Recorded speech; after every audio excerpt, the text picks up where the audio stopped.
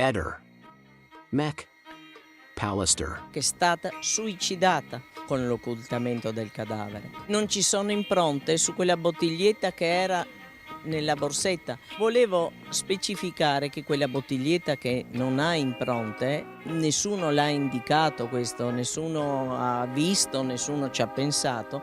Quella in plastica da 40 centilitri, mezzo litro, che poi non è stata riconosciuta di che marca sia. Questa bottiglietta aveva una scadenza, come loro hanno indicato, del 01/2021. Quella bottiglietta ha la scadenza annuale, ogni gennaio scade. Questa bottiglietta vuol dire che era del 2020, ok?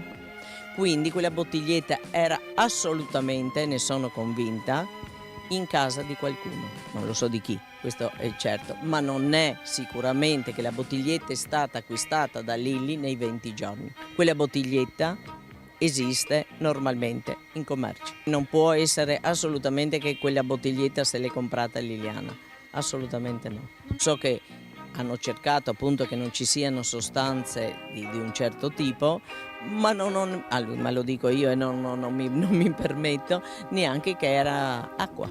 Non credo che si sappia veramente il contenuto di quella bottiglietta. Tempo fa avevamo accertato il fatto che i sacchi neri in quella zona erano stati usati anni prima e ora erano obsoleti, quindi scaduti tra virgolette.